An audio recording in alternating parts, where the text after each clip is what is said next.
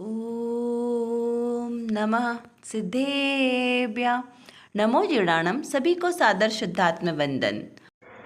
आज माँ कृष्ण अष्टमी का यह शुभ मंगल पावन दिवस है। अष्टमी शाश्वत पर्वों की श्रेणी में आता है, जो बहुत ही महत्वपूर्ण दिन है। इस दिन विशेष रूप से संयम आराधना में इस दिन को व्यतीत करना चाहिए। तो चलिए आज का हम संदेश देखते हैं, जो प्रतिदिन सोनगढ़ से प्रसारित होता है। ये पूज्य बहन श्री बहन के वचनामृत के 32 नंबर के बोल के आधार से हमें प्राप्त हुआ है। तो चलिए इसे पहले पढ़ते हैं। जहाँ चैतन्य की चमत्कारी रिद्धि पूर्ण प्रकट हो गई, ऐसे पूर्ण छाई ज्ञान में और खंडात्मक छायोपशमिक ज्ञान में अनंत गुना अंतर है।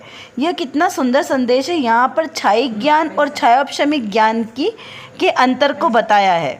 यहाँ पर यह कहना चाहते हैं कि जहाँ चैतन्य की चमत्कारी रिद्धि पूर्ण प्रकट हो गई हो, यानी कि चैतन्य की चमत्कारी रिद्धि कौन सी है? उसका ज्ञान कैसा? जो ज्ञान यथार्थ है, यानी सम्यक ज्ञान। तो जब सम्यक ज्ञान प्रकट होगा तो उसी के साथ में सम्यक दर्शन भी प्रकट होगा। तो यह चैतन्य की अपूर्व शक्ति है। यदि ज्ञान मिथ्यात्व को ग्रहण करेगा, यानी उसकी श्रद्धान विपरीत होगा, तो क्या होगा? उसका संसार में परिभ्रमण चलेगा। तो इसमें तो आत्मा की कोई महानता नहीं है, क्योंकि वह ज्ञान अभी तक कैसा है? संसार में परिभ्रमण करने वाला है। और जब मेरे आत्मा का जो चैतन्य का स्वाभाविक ज्ञान है, वो कैसा है? वह अपूर्व अलौकिक ज्ञान है, जो एकमात्र चैतन्यता से परिपूर्ण है। और जो यथार्थ ज्ञान है, वस्तु स्वरूप का यथार्थ निर्णय, यही क्या है? सम्यक ज्ञान। और सम्यक उसके अनुरूप जो श्रद्धा है, उसे कहा सम्यक दर्शन। और जो उस रूप आचरण में आया, जो उस रूप लीनता हुई, उसे कहा सम्यक चारित्र। तो इस प्रकार सम्यक्तता को ग्रहण करते हुए जो ज्ञान है, वो चमत्कारिक रिद्धियों से परिपूर्ण है और वो पूर्ण ज्ञान है। तो यहाँ पर ऐसे पूर्ण छाई ज्ञान को इंडिकेट किया है कि छाई ज्ञान की महत्व को बताया है। क्योंकि छाई ज्ञान यानी क्या? छाई यानी कि जिसका क्षय हो गया हो। क्षय होना यानी जो हट गया हो। जैसे सूर्य है, सूर्य पे ग्रहण लगा है, तो उसमें क्या हुआ? बादलों से वो ढक चुका है। तो उसे कहा कि ये छायोपशमिक, मतलब सूर्य में प्रकाश तो अभी भी विद्यमान है, प्रकाश वहाँ से हटा नहीं है, लेकिन बादलों के आ जाने से हमें वो प्रकाश नहीं दिखाई दे रहा है। तो वो कैसा है? कुछ छोटी छोटी सी किरणें हमें आ रही है, कभी आती है कभी नहीं आती है। तो उसमें कैसा है? प्रकाश भी है और अंधकार भी है। तो ऐसे मिलीजुली अवस्था है। तो वो तो हुआ छायोपशमिक वाला। और जब वो अंधकार हट जाएगा, तब क्या कहेंगे? कि छाइक, उस अंधकार का क्षय हो गया। तो प्रकाश कैसा है? पूर्णता को प्रकट हो गया। वैसे ही जो मिथ्या ज्ञान अनादिकाल से हमारे अंतर में, मतलब जो ऊपर से हमारे आच्छादित हो रहा है, मिथ्यात्व के कारण हमारा आत्मस्वरूप हमें स्पष्ट प्रकाशित नहीं हो रहा है। लेकिन जैसे ही ये मिथ्यात्व हटेगा, तो क्या होगा? जो हमारा आत्म का ज्ञान है, आत्मिक ज्ञान, चैतन्य की शक्तियाँ हैं, वह अपनी पूर्ण रूप से प्रकट हो जाएगी। और वह कहलाएगा छाई ज्ञान। मतलब ज्ञान के ऊपर का जो आवरण है, वो कैसा है? हट जाएगा। ज्ञान के ऊपर आवरण आएगा तो उसे क्या कहेंगे? ज्ञानावर्णी कर्म का उदय। तो जब ये ज्ञानावर्णी कर्म का उदय हट जाएगा, तो ज्ञान अपने जो कहते हैं ना, मूल रूप में प्रकाशित होने लगेगा। तो इसे कहा छाई ज्ञान। और खंडात्मक छायोपशमिक ज्ञान। अब खंडात्मक छायोपशमिक ज्ञान शब्द आया, तो इसका क्या मतलब लेना? खंडात्मक यानी जो खंड खंड वाला है ना, जो भेद रूप से है। अभेद रूप से जो ज्ञान होगा, वो सच्चा ज्ञान होगा, वीतरागता वाला पूर्ण ज्ञान होगा। और जो खंड खंड भेद रूप होगा, वो कैसा होगा? वो हमारा खंडात्मक ज्ञान जो होगा, वो छायोपशमिक ज्ञान होगा। इस प्रकार से ये हमारे लिए कार्यकारी नहीं है, मात्र ज्ञान का गेय है ना। तो ये सिर्फ जानने योग्य है। इसलिए यहाँ पे क्या? छायोपशमिक ज्ञान से अनंत गुना दोनों में अंतर बताया। क्योंकि छाई ज्ञान कैसा है? पूर्ण ज्ञान। और छायोपशमिक ज्ञान में क्षय, उपशम और उदय, ये तीन चीज़ों की मिलीजुली अवस्था है। तो जो तीन चीज़ों की मिलीजुली अवस्था है, उसे क्या कहा? छायोपशमिक।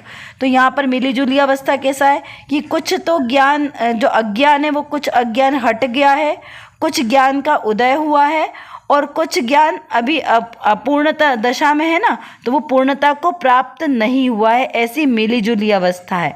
तो ऐसी मिलीजुली अवस्था को यहाँ पर छायोपशमिक ज्ञान बोला, जो 3 प्रकार से ना, क्षय, उदय और उपशम, इस प्रकार 3 खंड के रूप में यहाँ पर हमें प्राप्त होता है।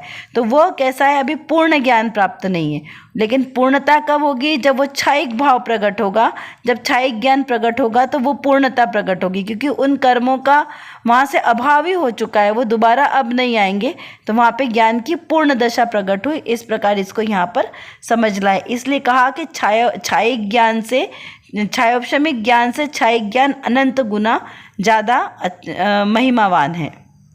इस प्रकार से हमने आज के इस संदेश का अर्थ समझा। अब हम देखते हैं आज की रत्न कणिका में कौन सी विशेष बात आई है।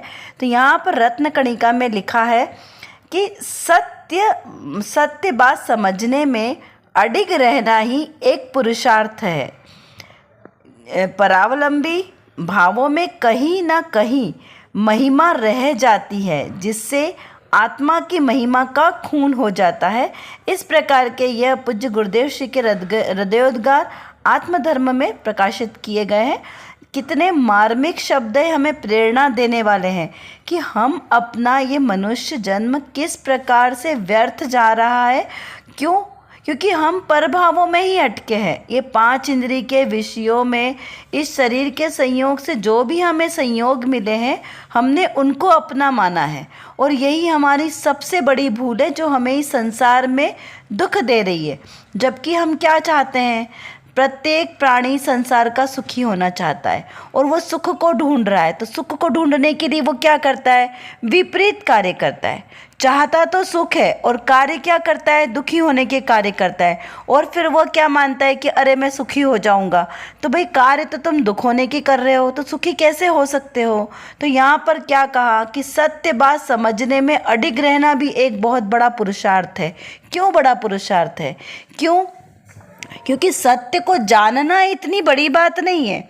सत्य को जान तो लिया, लेकिन उसको आपको एक्सेप्ट भी तो करना पड़ेगा ना कि हाँ यही सत्य है।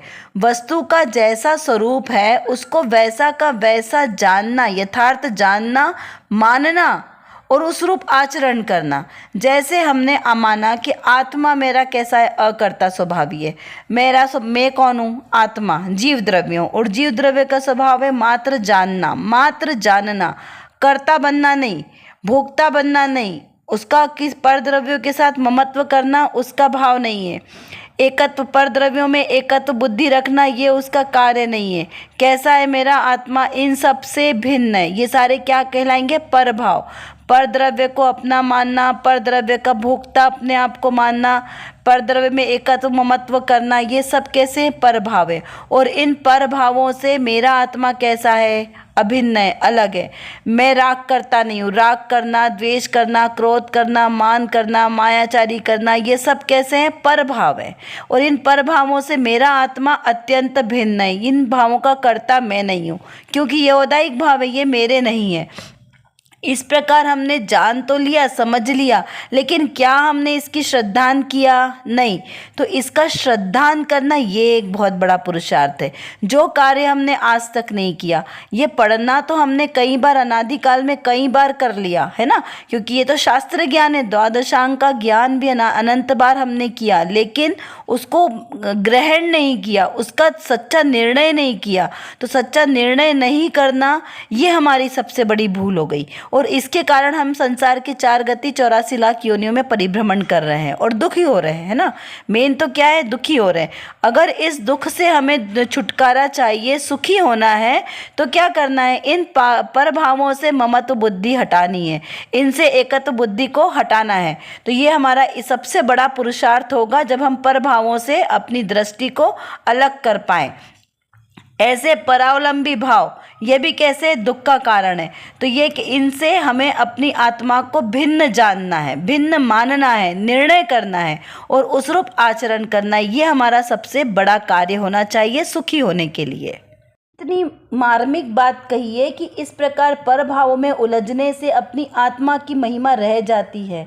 द्वादशांग का मात्र पढ़ने से हमारी महिमा रह जाती है, तो हम उसका अनुभव करना है। इससे आत्मा की महिमा का खून हो जाता है। क्यों? क्योंकि हम अपने स्वरूप को नहीं समझ पाते ना, तो हम पर भाव में, पर रिश्तों में, उसमें उलझ कर हम अपने अपने स्वभाव से ही दूर जा रहे हैं। तो इसलिए कहा कि इससे अपनी आत्म स्वभाव का खून होता है। क्योंकि हमारा आत्मा जो वीतराग स्वभाव वाला है, वो इन पर द्रव्यों में, पर भावों में उलझ कर अपना ही संसार बढ़ाता है। इस प्रकार से हमारी आत्मा दुखी होती है। ये इस संदेश का सार है। चलिए अब हम कुछ प्रश्नों को और इसका चिंतन करते हैं। छायी ज्ञान और क्षयक्षमिक ज्ञान में क्या अंतर है? ये सिद्धांतिक विषय है, तो इसको सिद्धांत के साथ उसका हमें तत्व के साथ निर्णय करना है। दूसरों पर क्रोध करने या प्रेम करने से अपना स्वयं का भाव किस प्रकार से बिगड़ता है, इसका गहराई से चिंतन करना बहुत आवश्यक है। स्वार्थ यानी स्व का अर्थी क्यों बनना अच्छा है? यहाँ कहते कि स्वार्थी लोग अच्छे नहीं होते, लेकिन स्व का अर्थी, अपने आत्मा का अर्थी बनना क्यों अच्छा है, इस पर चिंतन कीजिए। क्योंकि हम कैसे हैं स्व का अर्थी? हमें पहले अपना देखना है कि हमारी आत्मा का नुकसान तो नहीं हो रहा, पर के कार्य करने में हमारा नुकसान ना हो, इस बात का हमें विशेष ध्यान रखना चाहिए। सत्य बोलने से अधिक सत्य को समझना क्यों आवश्यक है? पर भावों में उलझने से अपने स्वभाव की महिमा कैसे रह जाती है, इस पर हमें और गहराई से चिंतन करना चाहिए। क्योंकि अनादिकाल से यही कार्य हम करते आ रहे हैं, पर की चिंता में अपने स्वभाव का घात करते आ रहे हैं। अब हमें जिन देव, जिन शासन, जिन गुरु मिले हैं, तो अब हमें बुद्धिपूर्वक अपनी आत्मा के बारे में सोचना चाहिए कि हमारा भाव भ्रमण कैसे छूटे, हम कैसे इस संसार के परिभ्रमण से छूटकर उस वीतराग दशा को प्राप्त करें। इसीलिए पर भावों से हटकर अपने स्वभाव पर दृष्टि रखना, यही हमारा निर्णय होना चाहिए, और इस प्रकार हम अपने आत्मा का कल्याण कर सकेंगे। आशा करती हूँ आपको यह सब अच्छी तरीके से समझ में आ गया होगा। यदि कुछ नहीं समझ में आया हो तो आप ज़रूर हमसे कमेंट बॉक्स में लिखकर पूछ सकते हैं। और जो विषय आज हमारे सामने हुआ, इसको बारंबार चिंतन करते रहें, जिससे हमारी दृढ़ता मजबूत हो। और इसी प्रकार सम्यक श्रद्धा के साथ जो भी हम क्रिया करेंगे, वही हमारे लिए कार्यकारी होगी। अतः सम्यक दर्शन, सम्यक ज्ञान और सम्यक चारित्र के साथ हम भी अपने ऐसे रत्नत्रय को प्रकट करें, सच्चा श्रद्धान करें। इसी पवित्र शुभ भावनाओं के साथ आप सभी को सादर जय जिनेंद्र।